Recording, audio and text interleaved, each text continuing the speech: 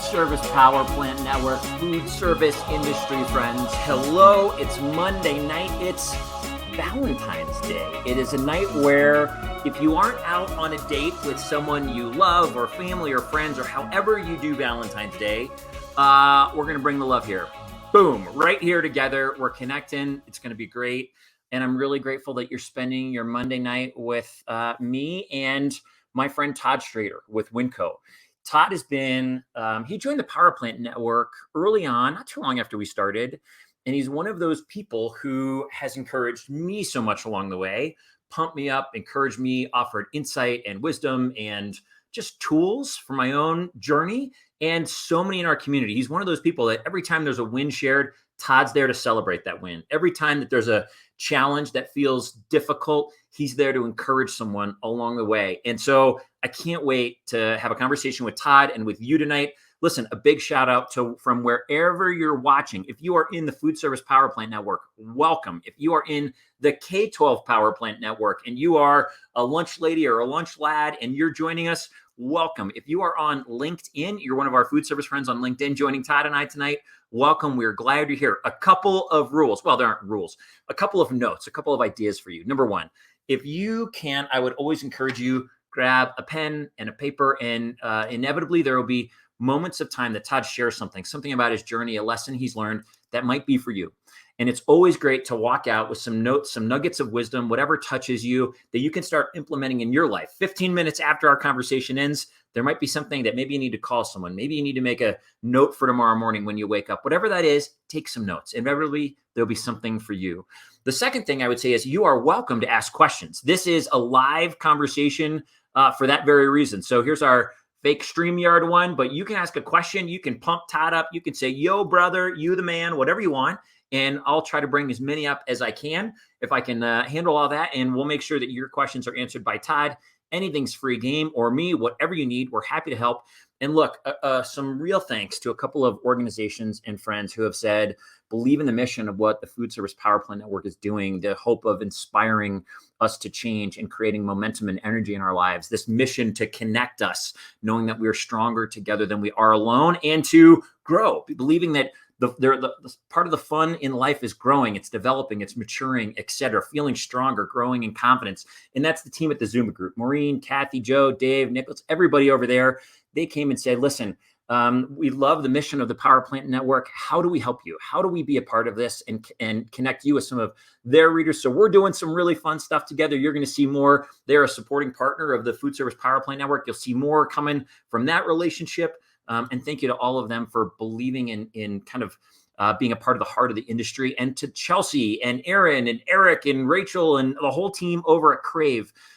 Crave came and said, how do we help? What do we do? So they've helped build me a website, the Foodservice Powerplant website. You can go check it out, fspowerplant.com, where we're putting up a resources tab that we're working on for so many amazing resources from the industry that you can connect with. If you need support, if you need help, positive things that other industry friends are doing, go check that out. Chelsea and her team, they do branding, they do websites, they do social media, they do flyers. They built me a booth at MOPSI. So if you need someone to help you with that, getting your messaging out and your story, reach out to Chelsea and the team at Crave. Their website and their link is on my website, fspowerplant.com. Go check it out. I am going to real quick. I'm not texting my wife right now. I am looking in the group so I can see sometimes. So, if you go, we got people on, check this out. Jason Wu, what is up, friend? Love it. Power plant lighting, our fires of motivation. I love it. I'm just going to see if I can see. Here we go. Sometimes I can see. Oh, Quentin Webb. Yo, Quentin. What's up, brother? Taz is in the house. Yo, Taz. Great to see you guys. On this Valentine's Day, everybody, let's go find the man myth, Todd Strader. Where are you? Todd! Happy Valentine's Day. Happy Valentine's Day, brother. How the heck are you? I'm wonderful. Thank you for having me, Jason. Oh, my gosh. Listen, it's an honor to be here.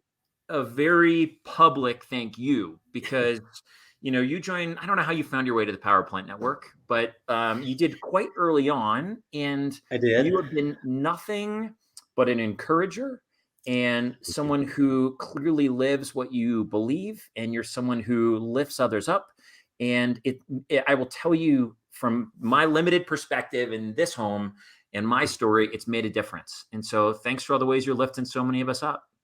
Thank you. It's amazing. This is an amazing family that, we need to lean on each other. We need to make a difference in each other's lives. And however you do that, whether it's, a pat on the back, like we talked about, or whether it's, opening the door for somebody or giving a piece of advice to somebody, it's not that difficult to make an impact on people's lives. Just, you have to do it.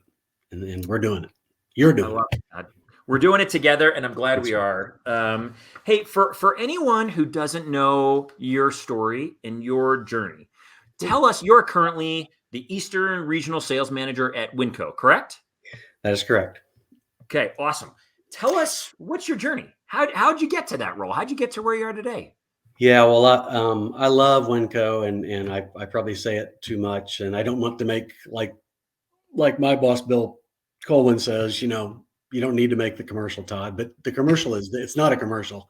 It's, again, what I feel from my heart, and that's, Winco's a great company, and we're going to celebrate our 30th anniversary this year. I got to give a shout out. Sorry, I didn't want to take this time, but do it. It's all good. I love it. I mean, they're it's an amazing group of people, and you work hard all your life, and you look for this, and you like, oh, where's this been? But it's here, and I think everybody should aspire for that, and I'm sure everybody does. But the as close to perfect as can be place is where I am now, and I'm so happy to be here, and thank you to Bill and Elaine for allowing me to do that. But my journey, do we have to talk years here? Because we're going back a little bit. But I'll talk. I'll talk as far back as you want, man. Okay. So the mid '80s is when I really my first job out of college.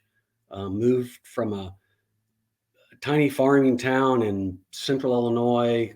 Graduated from Eastern Illinois University. I moved to Chicago, the big city, which I love Chicago. All my teams are there, and just, great people and great food, and so many great things. But got to be there, when Michael Jordan was there and Walter Payton was there, and it was the heyday of sports in Chicago. Yeah. But I started there with as a Rubbermaid rep, working for a rep group, and just loved it. Really, I was more the sanitary maintenance industrial guy, though. And it just happens, Mike Reed was our boss, and guys in that company that made a difference in my life, Sean Mulholland and John Bender. And my regional manager for Rubbermaid was Pete Merkovich, who, is a food service legend, really, in my mind. He's about as big as Mount Rushmore, but no, Pete was always a big guy. But I love Pete and his kids, and just a great guy and a great mentor that to help learn the business. And so that was really the start, and was there for 3 years, and loved it, and got to April of '87, and it was like 73 below zero with wind chill, and I was like, I grew up shoveling snow, but this cold, I'm done. I'm done with this. So I didn't really want to leave. And again, I told you, Mike Reed was like an uncle to me, a great friend of my Uncle Charles, and they were fraternity brothers at Millikan University, and just loved it there, and loved the guys, loved our team. And we had a great team. I mean, we won a lot of awards as a team with Rubbermaid. But it was time in my life. I had been to South Carolina, and I'd been to Florida, and I really loved the people there, and certainly the weather was a lot better. So yeah, I made that journey on tax day of 1987, April 15th. So yeah, come down here, and again, I've still worked for a Rubbermaid rep down here, and continued my journey with them, and with a lot of success. And it was in the '90s, and there were rep changes being made, and had an opportunity, after that, to be a regional manager with a chemical company, staying in that Jan San side of the business. It's it was a good learning experience, even though with the chemical company, they did sell private label products into food service. And had a pretty big impact with some of the broadliners even at that time. So it was a nice learning, a nice challenge then. And then from there, there was an opportunity that came with Edward Don and actually Pete Merkovich. Pete. It was almost 10 years later. I I was interested in this job, and I called Pete. I said, "You know somebody?" He said, "Yeah, I'll call Mike Cunningham." And next week I interviewed and I had the job. So it's those relationships, that help us all network and build better foundations and we all help each other out, and it's proof. That's a lot of proof right there. Um, so I did the Don thing, and had great success with Don. Just at that time, 93. They're the powerhouse. Trimark's not really strong yet. I don't know that I even remember reading about Webster, which is kind of odd to even think that. But I know Katon was around, but I don't I don't remember much about Clark, or at least they weren't in the Carolinas where I was yet. But so yeah, did the DSR thing. I had 2 young kids. I then got promoted to DSM, and yeah, again, just so many good people you meet that are out. I've said often, and in all kinds of company. I mean, Don has somewhat trained the industry. There's a lot of us that have Oh been gosh, there, yeah. just because it's so focused and intense, and you have all those products, 50,000 to one, everything but the food. I mean, all their sayings, Some of the best, man. they're, Yeah. they're true. They're true. And so DSM, bell ringer is a DSR, a bell ringer, top guy in the nation as a DSM out of the Carolinas in '99. Just kicking it. Just had 12 guys that worked for me in the Carolinas, and some of them are still out there. Billy Hecklau, I mean, Chuck Henry, guys that are still industry guys. Mark Sandifer just retired. There's just a Buzz Barbados moved to California. We just had a great team, and to be the number one guy in the whole nation out of these two little states, well, not little states, but two little states over in the Southeast, but was very rewarding and just, but again, I had a great support network, and Ron Ellsworth, who was a rep and I think is trying to retire. I couldn't ever see Ron retiring, but he was a great regional for us at that time, and just good people that surrounded and helped at all times. And yeah, from the Don, I went to Continental, and again, and not wanting to leave Don, I wanted that regional position, and I knew that Ron was going to stay there, and so there wasn't really a place for me. And at that age, you have some goals that you've set, and if there's big roadblocks, you've got to kind of pivot and go another direction, Sure. or you're not going to be happy. I mean, and everybody wants to wake up every morning and be happy and love Sure. what they're doing. And I would say if you're not, then find something else to do. But just, I mean, that's what everybody wants. We want to wake up and be happy and ready to go every morning. So that's what I wanted to feel, and I don't think it was going to be with Don. And so Marty Patterson, who you probably know from Volrath, retired now, but he was one of the guys that brought me in at Continental, and Jim Dunn, who's a industry guy, long time ago, and those guys brought me into Continental, and managed the whole East for Continental, then for food service and Jansan. And then it kind of changed around. And I guess I'm getting real windy here, but yeah. So that was about 3 years, and they flattened the company out because that Continental was bought, and private equity, and had some different. I shouldn't say that, but I had 7 presidents come through there in 2 years, which I know it had to be a challenge, but it was. at the end, though, the flattening was the right thing to do. But what it did is it pushed a bunch of key guys out Sure. and gals, and but gave me an opportunity to consider what what John Dye and I talked about in '90 is being reps together, and we of course it didn't happen back then because as we all know that have been principles of rep groups, you have to have lines to start the company. You can't Sure. just start and say, "Oh, I want to start a rep firm," and okay, how are you going to make money? I mean, you have to have lines to represent. Yep. So, so I had 4 or 5 anchor lines. Continental actually was one of them that came and was that was the start of that, and we did that for uh, 12 years until 15, and then my company joined Acosta, and Did you and John have that company together? Did you start that? no, we did not. No, Oh, okay. John Okay. had dynamic marketing. He Okay. had spun off Jeff Shields because we worked for different Rubbermaid groups back in the '80s, and he'd spun off from Jeff and started his group. And yeah, we never got to be together at the same time, even though it was discussed. It just like I said, some things work out and some things don't. That's all right. But you have Um, to move forward. I love it. You've had a really fun career for seeing different sides of the industry. You've been a manufacturer, you've been a dealer. We love our Don folks, and you're right about there, like being the training ground of the industry. I mean, so many people learn what food service is there. You've been a rep. You had a rep firm. Was there? I'm trying to think. In all those roles, I assume that gives you a unique perspective.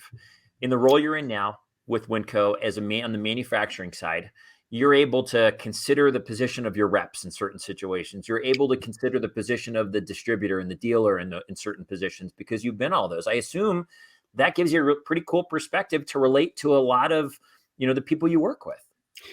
But yes, I do. In particular, I tell people I do have a particular set of skills. Unlike Liam Neeson in all his movies that he kills people, my particular set of skills is knowing some different perspectives and know how to wear different hats in different Yeah. situations and can understand them. I mean, it's not like I don't know anything about that or that. I don't know. I certainly don't know everything about everything. Nobody does, but I'm certainly a good student and have learned along the way from all those different perspectives. And I think it's pretty neat. I mean, I'm sure you share many of those traits in what you've done and are doing. And I think it's a great thing just to have that knowledge and that perspective to always go back on. I agree with you, my friend. Let me ask you this. Outside of work, you've had an awesome career. What are some of your go-tos that fill you up? What are some of those when you're not working? Here's how I recharge my batteries. Well, I love, I'm a pretty simple guy. I mean, I love all sports. I love watching sports. I love playing golf. Certainly I'm was taught this from a very young age. Family's always first. They're most important. So, for all those years, kids are young. They got the golf time. So there wasn't golf, Yep. or tennis or whatever it was that I played. But now it's golf. I love yard work. I love working on my yard. I love, piddling in my garage. And maybe that's because I'm getting older. I don't know. It's like my granddad Hood. He was a piddler but he did a lot of stuff. He put a lot of things together, and taught me a lot of things about tools and so did my dad. But yeah, just simple things like that. I mean, I love to travel and go on trips, cruises. I love to fly. I mean, there's a lot of things that just kind of can calm me down and make me happy. I love it. We share a lot of those. I love Yeah. yard stuff. I love the garage. Yeah, we're similar in a lot of ways. Let's say hi. Roger Williams is listening. Yo, Roger. Hey, Roger. Hope you are great. Jay Pate is in the house. Brother Gosh, Jay. I love me some Jay Pate. Awesome. Thanks. Who's this? Quentin Webb.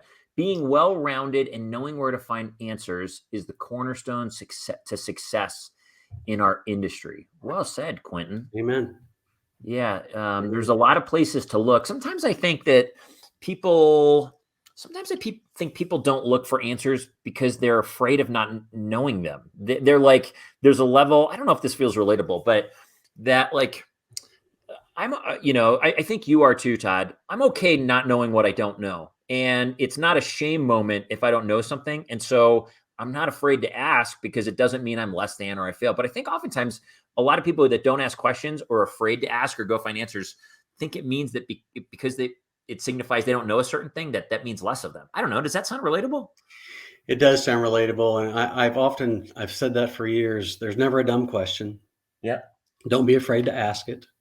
I mean, if you don't ask it, then you don't want to know it, in my opinion. In my opinion, that's mine, in my own, because again, you're never going to find out. And no one has a crystal ball to say what's going to happen, or is that right or is that wrong? I mean, some things just have to play out. I mean, but you have to ask the question. Yeah. Yeah. We'll know the answer. That's the question. You're right. Quentin, again, pride makes people fearful to ask. I think you're right, Quentin. I think you're right. David Maxwell's in the house. Good stuff, guys. The Carolinas rock. Thank you. Indeed. David. I'm not sure that I've ever been. You know what? I was in Duck. Duck is what? Is that North Carolina? Duck is North Carolina. We did that for our spring trip in high school. I was in Philly, but I think that's the only time I've been to the Carolinas. I need to get there. I don't think where Duck is. Isn't it close to the Outer Banks? Yes, I think so. We had a place. Yeah. It was like on the beach or something. Yeah. Look at this, Taz Sutherland. Fed loves their FSPN family. Taz, we love the Fed Nation, and you, brother. Hi to you and your people in Arkansas. Yo, my man. Okay, Todd. We all have moments where we're progressing, and we all have challenges. Our growth comes from overcoming. It comes from figuring things out, learning how to handle challenges. Was there a challenge in your journey or your life or your career that really that you overcame and you worked through that sort of taught you what you were made of? Well, I'm going to tell you a story, and some of you know this, some of you don't. Obviously, we have business challenges all the time. Yeah. But we have business and we have personal challenges. And I think, my biggest personal challenge in my life was losing my daughter. She was killed when she was 8. Oh. And what you have to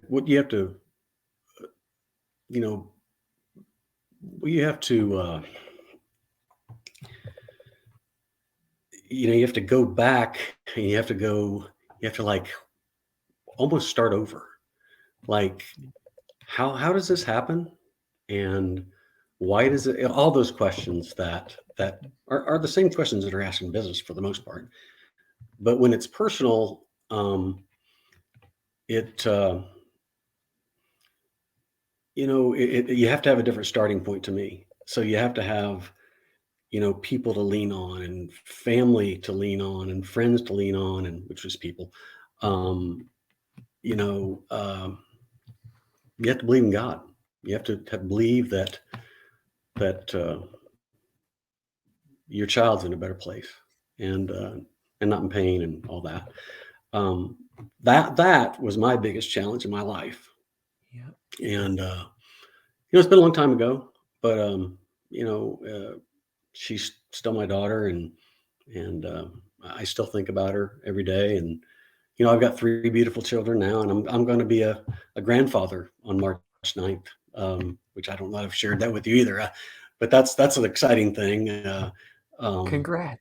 And yeah, it's a girl, and they're going to name her Sutton Danielle Strader, and my daughter was named Danielle Strader, and so it was my son Zach's older sister. But so it was very touching to me that they're going to put her name in there.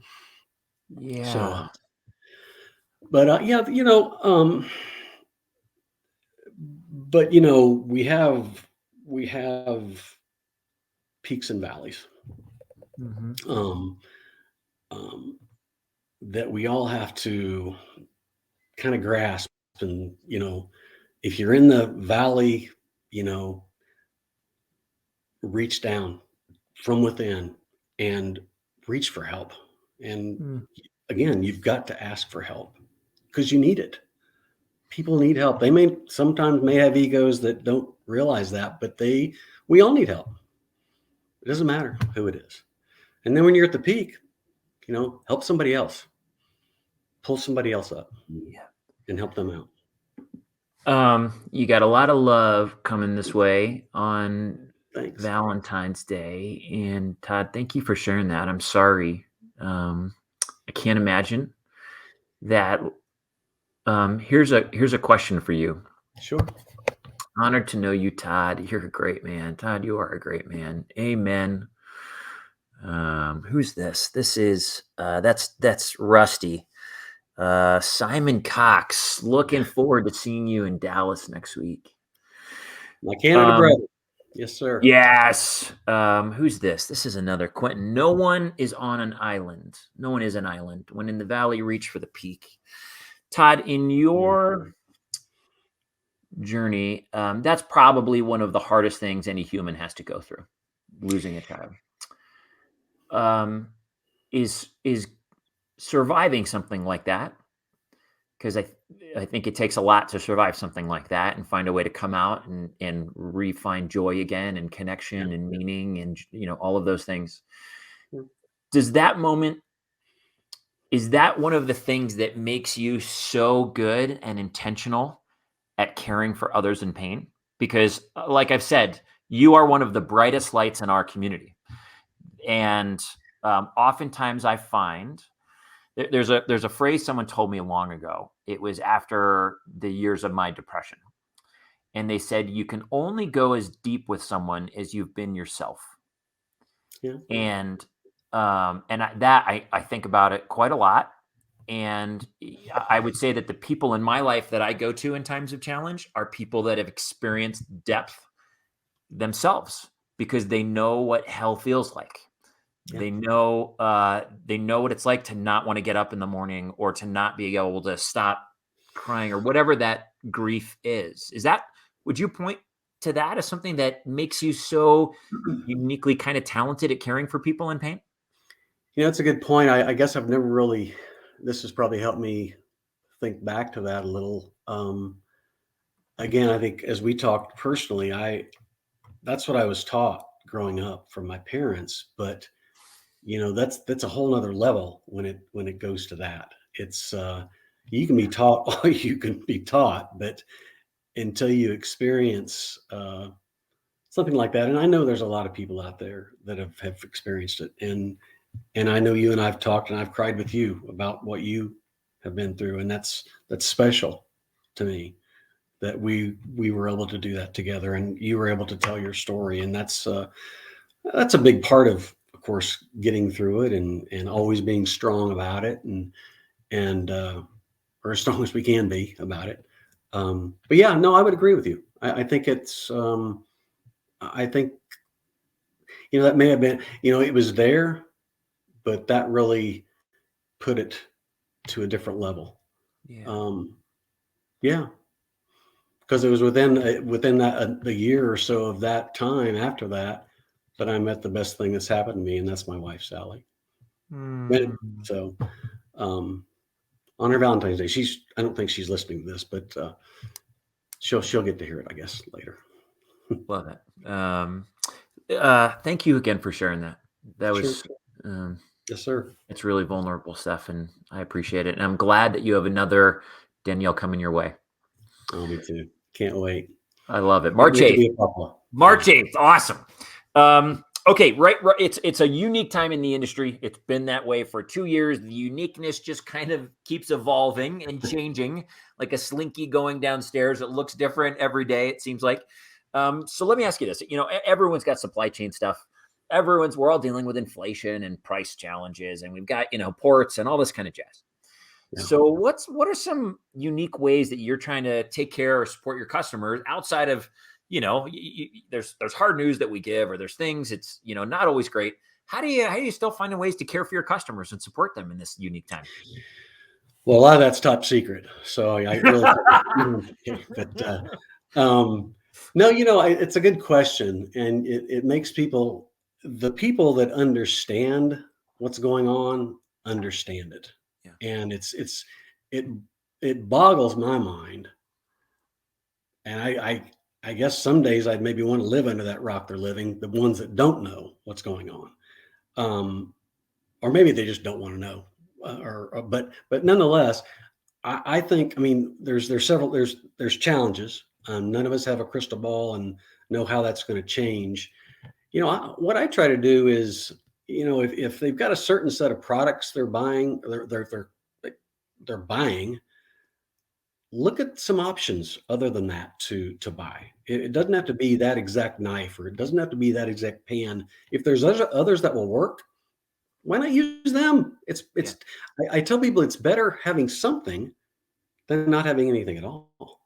Whether it's a 23 gauge, hotel food pan, or a 25 gauge, at least you have one, or a 18 gauge versus or a less sheet pan. It's funny to me. I have those conversations and I'm like, would you really rather not have anything than something to use? Yeah, sure. I understand their specs and I understand all that, but I mean, still, if you're talking about a gauge or two, all you need to do is hold something for a period of time. Yeah. It's not like you're taking it out and whacking it or something. But that's one way. I mean, and I just try to say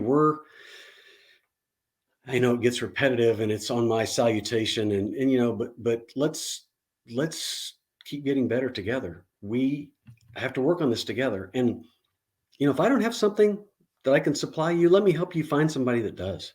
Yeah. I'm not so proud that, and I know Bill's probably listening saying, shut up, Todd, but I'm like, I want to help people out. And I think that comes back full fold. I think those people will bring business back to me because of that. 100%. I would agree with you. If you're a solution person, if you're helping your customers meet their needs, then they'll keep coming back. And that builds not only loyalty from Todd to customers, but I would say also, Winco with customers, whatever manufacturer, you represent, it all works together. Who's this? With supply chain issues, Rusty, with supply chain issues, operators will take anything close.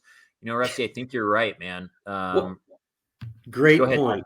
That's a great point, because the most important thing to me that I hear of people that really get it is all we want is supply us with what you have, because that's what we need. It doesn't have to be exactly what the spec is. If it works, gosh, we have something, we can move forward. So that's a great point, Rusty. Great point, Rusty. This is our buddy Taz. Taz, Todd, I'm sure you know Taz. Taz is with Walmart, and he helps him and his team fix the equipment, and they help write the specs for Walmart's kitchens, etc. Absolutely, you can't give up over a spec. Don't panic. Look around again. The answer is there. The person helping will always have the business. Taz, boom. Amen. Well, Taz and I are going to have some whiskey together soon. Oh, if I'm in like a you need to be there too. Radius of you knuckleheads, I want to come. We've talked about having steak and a bourbon, and I am so in. I am so in with you guys. I hear you. That would be awesome. That would be awesome. Sir. Okay, finish this statement. I am happiest when I wake up and I'm alive. No, I know. Back to what I believe in and what I try to do every day. Because I thought about that question over and over, and I'm like, I'm happiest when I'm helping people. Bottom line, I'm happiest. I mean, I'm happy with my family and my life and that, and my company I love, but I'm happiest in my life when I can help somebody. I love it. That I will tell you, in the conversations we've had, 60, almost 7 or so, or almost 70, that is a resounding theme for almost every leader who comes on. It's that desire to give back or to help lift others up, or whatever that is, that remains such a joy creator in leaders. And so I love it. It's fitting. Yeah. It makes sense. Yeah.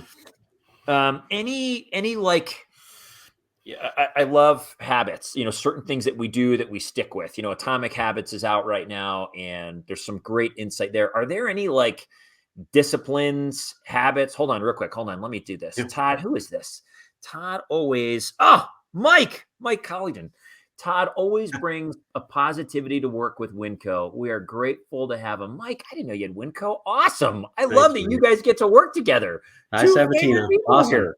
Great guys. Oh Thank you. gosh, so rad. That is awesome. Altruism makes the heart content. Boom. That's some nuggets of wisdom right there. Love it. Here's for the 3 W's: wisdom, whimsical, and whiskey. The 3 W's. Yes, and yes, and yes. I love it. Greg Kettner from Work Happy Nation. Greg is one of my closest buddies. He helps people work happy and laugh. Love your spirit, Todd and Jason. Greg, love you too, brother. Thanks, Greg. Scott Davis is announced. Very true. Todd is the real deal, always willing to help, a true professional and a good friend. Oh, thanks, Scott. Gosh, this is Thanks, awesome. back at you, brother.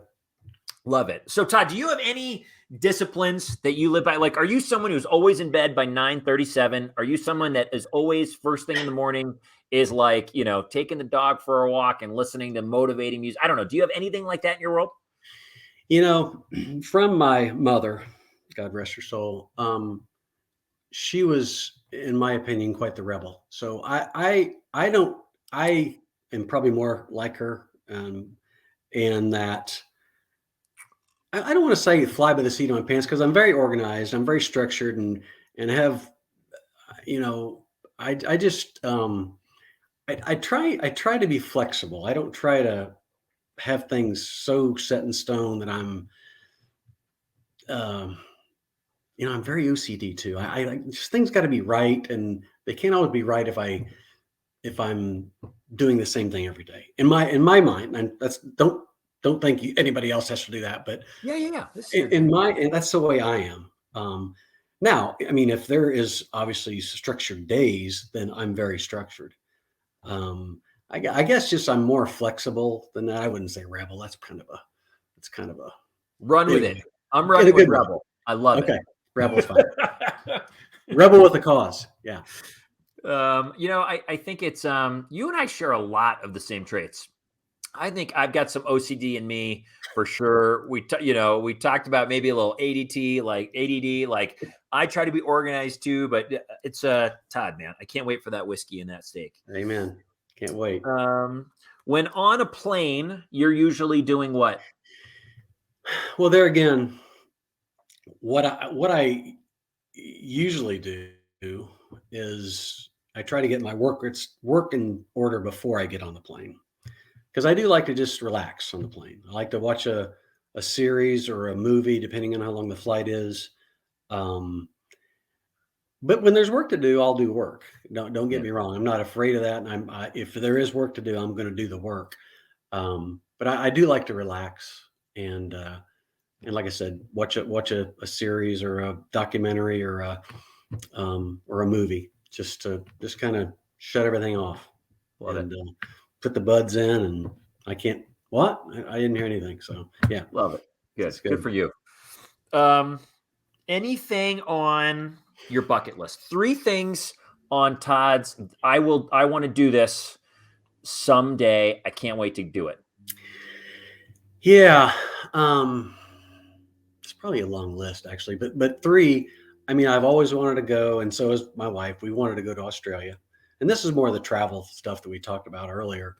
Want to go to Ireland. Her family's Irish, and she's Irish, and so want to do that. And those are kind of the same, but those are 2 countries that are on our bucket list. Yeah. And neither of us have ever been to Hawaii. I've missed it with a couple shows that were there and some other things, and so we've never been there. Or Alaska. That's 4, I guess, different, all travel, but different bucket lists. But because you're not going to do that all at one time, unless you're retired. Yeah. But, not ready for that yet. I hear you. I love it. I love those places. Gosh. Let me ask you this: what, as you, you're someone who's had a great career so far, crushing it, doing great. Your team loves you. Customers love you. You've got, tons of raving fans. How do you define success for you? What is a successful life or career look like?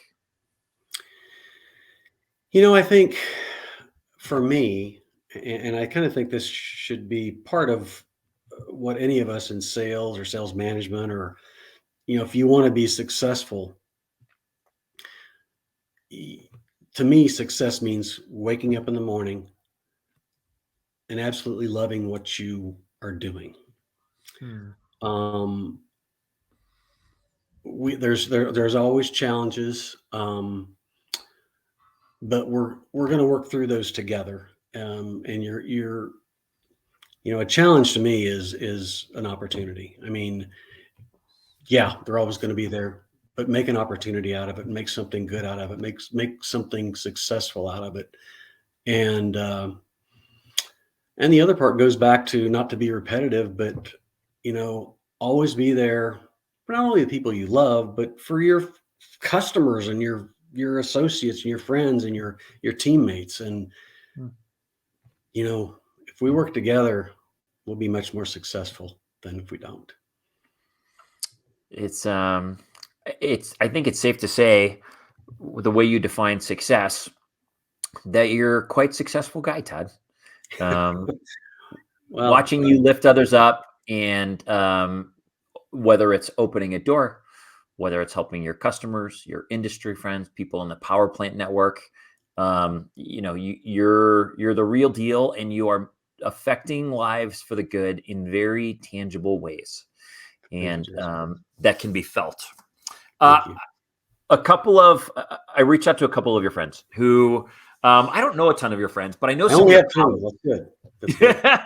I know a couple of your colleagues. Connie Chan told me they call you at Winco the water boy. Is this right? I think she meant waterman, because it was funny. Something was said early on that I did something, and someone made a comment about, you walk on water, and I said, no, only one person walks on water, and it ain't me. So you Uh, can do all you want, great, but I'm not going to walk on water. she was like, "We think he walks on water," and Please. that's the joke. And I loved it. I thought it was a really fun. Like, I was like, I I love love it. her. I kind of, She's great. I get it. There's one guy that walked on water, but I love the spirit of it and the analogy and the visual and what you do. I think it's awesome. Bill Coldwin. Here's what Bill said. Coldwin. Todd's work ethic, his integrity, and his overall enthusiasm has made an unbelievably valuable part of our team. On a personal note, he's a great family man and just an outstanding person overall. It has been my pleasure to get to know Todd over these last few years. Love Thank it, you, man. Bill. It's awesome. Thank you. Our mutual friend, Jay Pate, said Todd is so much more than just a great salesperson and a highly motivated individual, of which he's both. I've learned so much from the man. His insights and his perspectives on our industry are highly respected. Not only is Todd a wealth of knowledge, he's one of the kindest people I have ever come to know. Todd Strader is a great man, has a huge heart, and I'm honored to work with him. Wow. Brother. You're Thank you. Todd, you're making a difference, and that's what we're all about. And you doing what you do helps other people do what they do better as well. And in the ways that you care for Bill as a friend, and Jay as a friend, and John, and all the people you mentioned today, they're more capable of living out their purpose, of living out the way they define success, because you're in their journey with them. And thanks for all you're doing. My pleasure. I love being a part of this, and it's an honor for me to be here with you all. Thank you. I love it. Foodservice Powerplant Network. Listen, I hope you got some nuggets of wisdom from Todd tonight. We talked about doing life with people. He talked about overcoming challenge and the pain involved along the way, but know that you can always keep going. Todd went through something unbelievably difficult, he and his family, and losing a child. And he kept going. He found ways to care. He didn't quit. He didn't give up. And today he gets to use that as a way to care for others. And soon a granddaughter coming, which will be a gift. Mm. Continue to offer your customers any solution you have. And even if it's not something you have, every salesperson, colleague I've met in the industry that I respect has said this theme. Listen, if I don't have it, I'll help you find it. Because remember, we're in the relationship business and we're about providing solutions to customers. It doesn't have to be ours. It doesn't have to mean the sale or the order right now for whatever you're selling. And we're all selling awesome stuff. Look out for your customers, and inevitably it'll ingrain you in that relationship with them and endear them to you. And you'll continue to build both relationships personally and professionally by supporting them with whatever they need. I love that insight. Listen, I want to thank all of you watching. Thanks for being a part of this Foodservice Powerplant community. Thanks for the way you're lifting one another up. Proud of you for continuing on. I know it's been a rough go right now. I know there's a lot of people that are tired, feel a little bit weary. There's been a lot that we've been going through. It's been lasting a while. You have much to be proud of. You can, I affirm that exhaustion, that's real. And I would encourage you to find the pride in it. You've made it. You're still going. You're still cranking. You're still grinding. And you're doing this, serving customers, helping restaurants get open, etc. So hold some pride in that. Secondly, I really want to thank our supporting partners, people who have come and said, we want to be a part of this. Thanks to the Zumba Group, FENS Magazine, RD&D Magazine.